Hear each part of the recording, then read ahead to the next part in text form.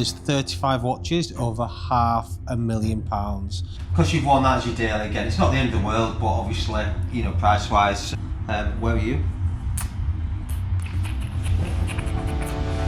I've just come off the phone with one of our very good clients. He's selling all of his collection. Believe it or not, there's 35 watches, 10 of those he's bought from us. We've agreed a price within around £20,000. The actual full collection is over £500,000. Before we could hit the road to check out the collection, we had one problem to solve: our daily banking limit. Morning, Tom. Good. We're just getting everything in place for Saturday. I just want to let you know. So, regarding the payment, I spoke to the bank. I've actually got a daily limit of 350,000. I have actually spoke to the bank. They've upped my limit so I can do up to the 550, but only for a 24-hour period. But the only problem is they can only action it for a working day, so either Friday or Monday. Obviously, we're coming to see you on Saturday. As long as you're okay with that, that's good with me. I thought you'd say that, but I just want to double check with you. Looking forward to it. Top man, thanks, Tom. Cheers, mate. Bye-bye. Yeah, absolutely fine with that. Obviously, I want to expect you to pay that something on the weekend anyway. So I said, yeah, just tell me what you pay Monday. So the day's finally upon us. We're actually on our way down south. We're already an hour into the journey. We've got another 3 hours to go. So it is a long drive. The full team's actually in the car. Which models are you most excited about in this parcel? So there's 31 in total, all Rolex. I mean, the majority of them we've actually all had in stock, haven't we? Yeah. One we've not seen in a while is the old stainless steel Daytona, the Zenith movement. We all know they're rare. Obviously, when it was, you know, produced back in the day, it was a bit of a kiss of death having a Zenith movement. Now it's become very collectible. So yeah, it's been a while since I've seen an old reference Daytona like that. I think the top of the tree for me is the most expensive one in the collection. I'm sure you want to know is the Platinum Daytona. It's the new one with the glass display case back. It's got the plain dial. Gorgeous, gorgeous watch. White steel Sky Dweller. White steel, what's that? White steel. White steel? Yeah. Say again. White steel Sky Dweller. Do you know, I like that white dial. I can't say it. The white steel? You like the white steel Sky Dweller? I like the white dial Sky Dweller. I think it's a proper clean watch. It's so underrated, undervalued. Bimetal GR&R. Marathon Gurner. That's something to burner. Does it need feeding? Oh, with it, yeah. How often do anybody in the watch industry get a chance to go buy a client's full collection? It's the biggest collection we've ever bought. But yeah, super excited, and yeah, we'll update you as the deal goes on. For you guys that don't know, the chap in the back's called Dan. He's our workshop manager at LWC. He runs the service and repair centre. And I just want for you guys to get to know Dan a little bit. You will be seeing a lot more of him going forward. There'll be a lot more content from the workshop. But obviously 7 years at Patek, and you know, what's it like, Dan? What's it like working for LWC from working at obviously at Patek Philippe and being trained in Geneva? Yeah, I'd say it's very different to obviously at Patek. There's a lot more corporate. I was only doing sort of watchmaking there all day at the bench, whereas LWC, a lot more varied. Every morning you get in, you don't know what you're going to do. It's just complete excitement every day, I'd say. So yeah, we've got big things on we planned for you this year. Yeah. So we're at the client's residence. Actually, we're in the bottom of the garden. He's giving us full access to this beautiful garden room. As you can see, we've got the team here. We've actually got the boxes here. We've also got the paper, which if you follow me over here. So we've got, this is actually all the original purchase invoices, which he's left us to cross-reference, which is really kind of him. We've also got some of the watches here. So I'm just going to turn this box around for you here. So this is just some of the collection. And then the coolest thing I'm going to show you guys, follow me. This is back office. So he's got the custom built watch winder. As you can see, how many watches we've got there? 16 watches. And that's part of the collection that we're buying today. And it's a bespoke, custom built in a grade 5 safe. What a cool thing that is. Let's go back in here. This is how well our client's organised. He's got his really cool folders. Every watch here, so obviously it goes up to number 40, and they're all itemised. So what I like about it is in the box, all the paper, booklets, tags, leather wallet are all there, and spare links if they've been worn.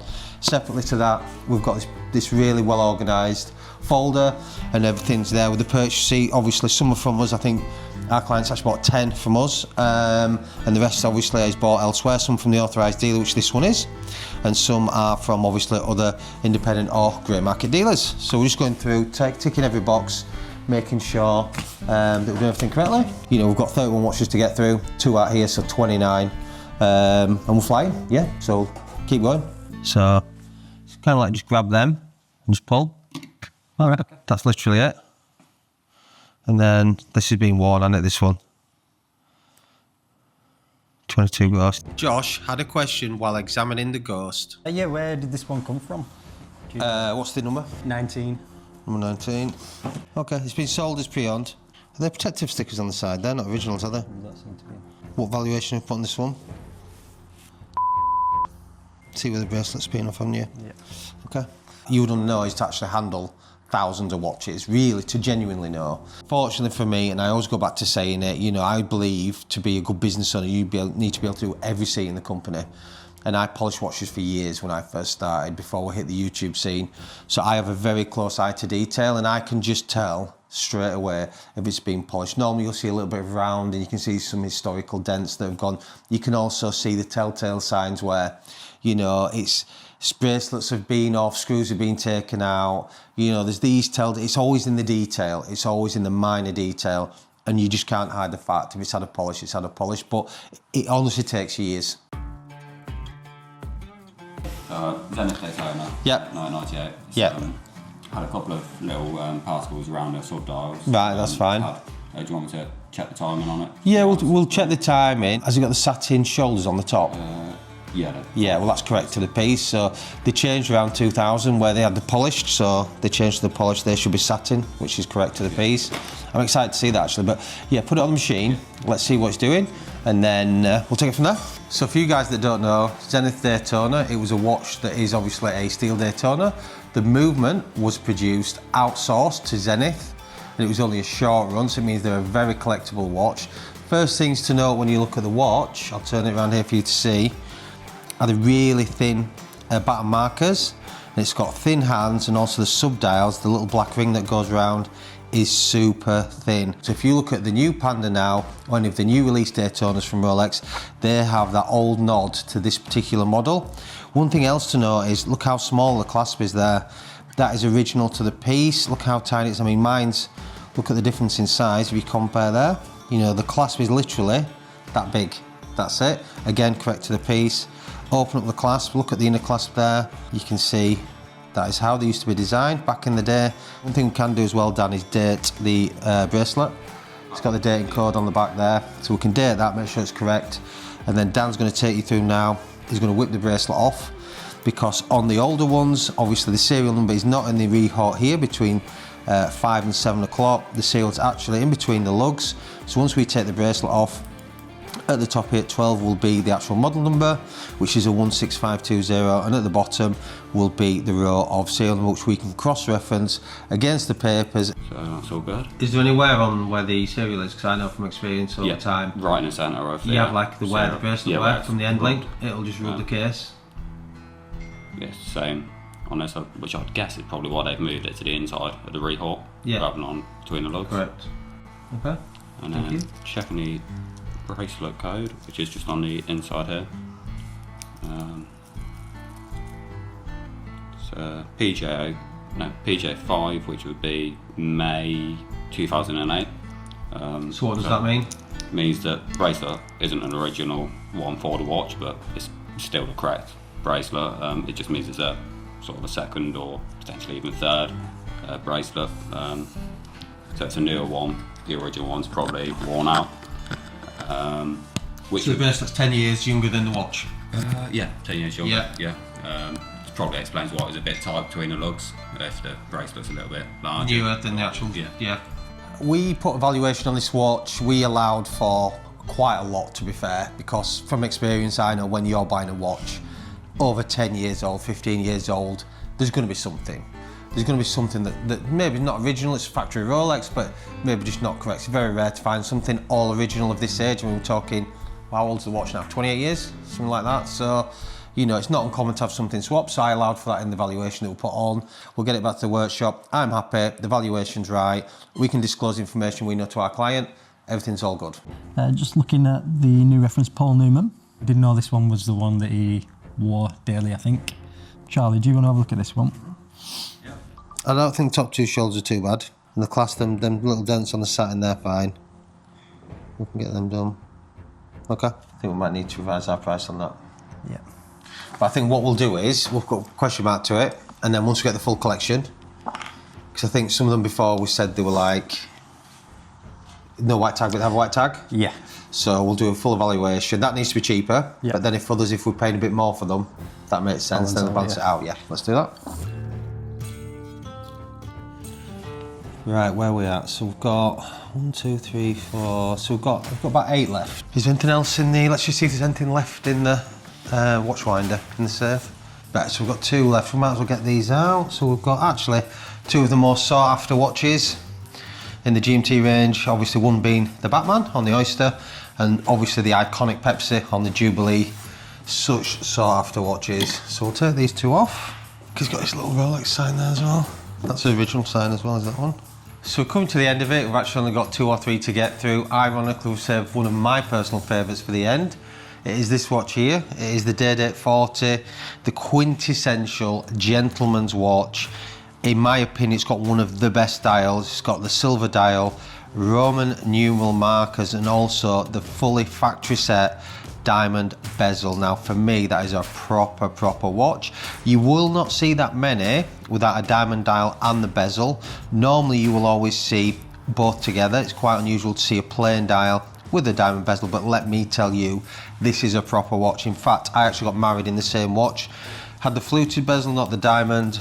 Absolutely love this watch. To give you an idea, back in the day, I paid 17.5 grand for it in 2016.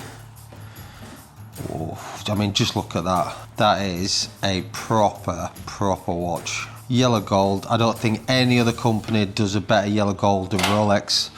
And that watch for me is absolutely gorgeous. As you all know, I've just added another watch to my collection. It's got to stop. You know, I've got to stop what I'm doing. First thing I did when I saw it, I said to Josh, what did I say? How much does it cost us? But yeah, I mean, for me, I probably won't see another not set like that. And look at the light colour on the dial. I mean, look at that. It's absolutely gorgeous watch. So we're all done. We've appraised all the watches. I'm now going to go speak to the client. We're going to have a conversation. I just want to see if something we can do on camera or off camera. Obviously, I respect his decision. So we'll come back, let you know soon, and update you. Hopefully, can do it on camera. If not, like I said, it's not a problem. Let's discuss some numbers, and I'll come back and give you an update very soon. Right. So been through all of them. Yep. There's a couple that aren't here. What are you wanting to do with those? So the Hulk. You can have them. Right. So do you want to just take the paperwork for them? You can box and the paperwork, yep. and then when the watches come. Yep. Are they coming back this week, did you say? Or? Yeah, coming back, yeah. Literally, I've called them back because they wanted the box and the papers have changed their valuation, people. But okay. Yeah, we can just take it all. Cause as soon so as do you want me to value them as exactly as what they are on there, and then obviously take a look at them on the day? Yeah. Yeah. Okay, just a couple of things. Obviously, went through some of the stuff. Some's actually in your favour as well, so it's not all bad. So some's in your favour where you put like an oyster bracelet on the Sprite. It's actually a Jubilee. Oh, so it's actually worth a bit more money. Cool. I think one of them, the Hulk, you'd actually put with no papers. Yeah, but it has got the papers. It's got papers, so again, it's in your favour. Yeah. So what I wanted to do was do a full appraisal and look at what's in our favour and what's in your favour, basically. So there's just probably the worst one condition-wise is the polonium. If you want that quite a lot. Yes. Yeah. That's been my daily. There's a few chunks out of that. Okay. So anyway, we'll put it to the side. The Ghost, wrong box. It has had a polish and some scratches anyway. It's fine, but and then the Master again's wrong box. They're all minor details, but they should be in the bigger boxes, as you probably know. Yes. You know, you get the medium with the flap down rather than that. Because you've worn that as your daily again, it's not the end of the world, but obviously, you know, price-wise. So, you know, I know when you were at 650, were you? So 550. 550. Where at 530, I mean, where would you be happy? And I know it's a big question, but we are going to buy them all, and we are going to pay for them, not consign. Just had a quick look at the other rivals' email. I think he was going to return you around another 40,000 more, but obviously all those have to be sold. Where are you? Where are you? 530. Yeah, and the thing is for me, you know, I think, I'll let you speak anyway, see what you think. Meet me in the middle, 540. No, I knew you'd say that. I think for me, I think it's fair, if I'm honest with you. I mean, obviously, there's some that are better, some that are worse, but overall, you know, I think 5 quarters per deal, and I'm happy. Done deal, thank you. Thank you. Big deal. Big deal. Yeah, I appreciate that. Big deal. Yeah, no, thank you. So we've just, as you've seen, left the client. What a lovely fella he is. We've managed to buy the collection. We've paid £540,000 for it. But yeah, I'm absolutely delighted. What testament to the team, the way that they actually, you know, inspect the watches and our systems in place. Made us a fantastic sandwich as well, by the way. Got the deal done.